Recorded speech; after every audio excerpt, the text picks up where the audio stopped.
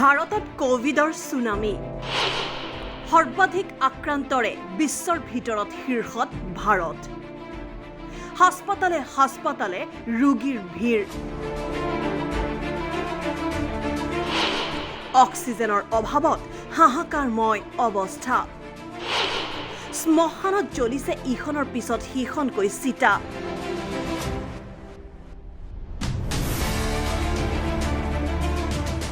চাওক এইসমূহ দৃশ্য মহামাৰী কৰোনাৰ ভয়াবহ ৰূপ ইতিমধ্যে দিল্লী মহাৰাষ্ট্ৰ কেৰালাত সংহাৰী ৰূপ লৈছে কাল কৰোনাই कहीं जलाने की जगह नहीं है, सिर्फ 2 मशीन्स हैं। इस पेंडेमिक की सिचुएशन में अगर एक आदमी को सिर्फ डेड बॉडी को जलाने के लिए इतना स्ट्रगल करना पड़ रहा है, लकड़ियाँ लगाने के लिए लड़ाई हो रही है, लकड़ियाँ उठाने के लिए लड़ाई हो रही है। बहुत चीज़ें अच्छी करी हैं गवर्नमेंट ने, लेकिन काफ़ी सारी चीज़ें हैं जो इस पेंडेमिक में इम्प्रूव करनी चाहिए।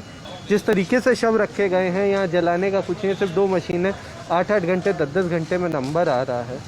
पेंडेमिक की सिचुएशन में कुछ तो सोचना चाहिए ना, कहीं से करना पड़ेगा आपको, और अगर आप नहीं करेंगे तो फिर यही होगा। आज देखिए, आप 2 लाख केस हैं, कल 3 लाख होंगे। क्यों? क्योंकि एक आदमी के साथ 5 लोग आ रहे हैं।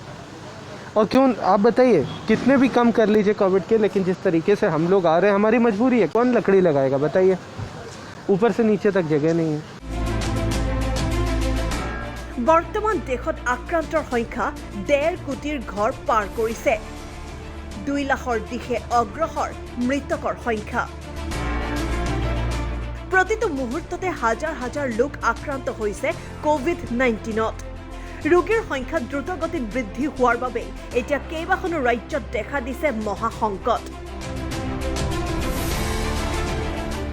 হাস্পাতালে হাস্পাতালে ৰোগীৰ সংখ্যা বৃদ্ধিৰ ফলত অভাৱ হৈছে বিছনাৰ सारे हॉस्पिटल घूम लिए, गणेश, ये आपका वरदान, सेंट जोसेफ, अंदर गेट पे बाहर रोक दे रहे हैं। वो चेक करते हैं उनका कि कितना आ रहा है वो ऑक्सीजन लेवल, और वहीं से वहीं बाहर कर दे रहे हैं कि हमारे पास बेड नहीं है, हमारे पास सर्विस नहीं है। मैंने बोला आप बेड मत दो, यहाँ कोने में मैं अपनी गाड़ी खड़ी कर दूंगा, इमरजेंसी में कोई होगी तो आप देख लेना बस आकर दूर से केवल कि इन्हें ये टैबलेट दे दो या ये दवाई दे दो, कि नहीं आप बाहर जाओ, यहाँ से हम नहीं देखेंगे।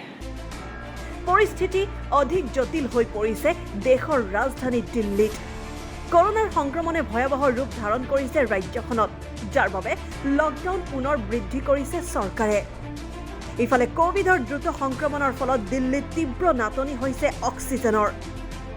অক্সিজেনৰ অভাৱত যথেষ্ট সংখ্যক লোকৰ ইতিমধ্যে মৃত্যু হৈছে দিল্লীৰ এনে পৰিস্থিতিত অসহায় কেজৰিৱাল চৰকাৰ উপায়ন্তৰ হৈ কেন্দ্ৰীয় চৰকাৰৰ লগতে দেশৰ আন ৰাজ্যসমূহলৈ অক্সিজেনৰ সহায় বিচাৰি কাটৰ আহ্বান দিল্লীৰ মুখ্যমন্ত্ৰী অৰবিন্দ কেজৰিৱালৰ प्रधानमंत्री जी, जब से ऑक्सीजन का संकट शुरू हुआ है मेरे फोन बजते रहते हैं।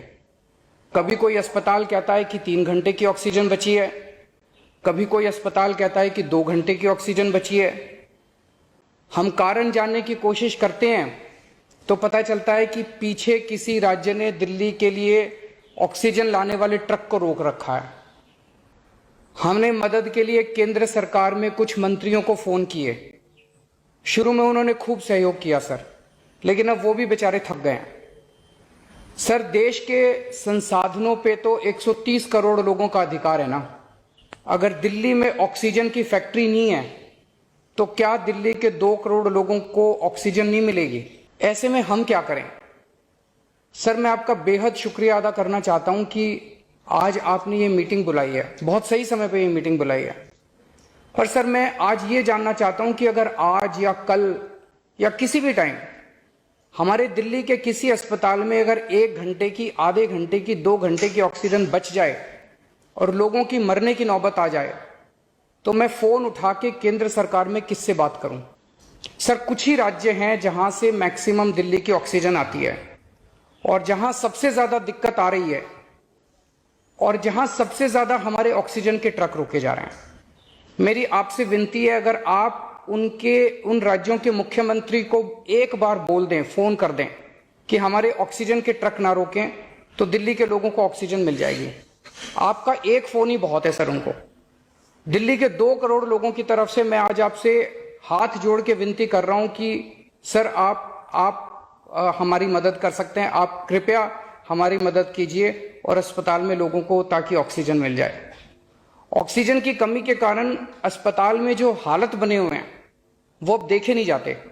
लोग बहुत ज्यादा तकलीफ में हैं सर। पूरी रात हम सो नहीं पाते, नींद नहीं आती। Bureau report, TNL news.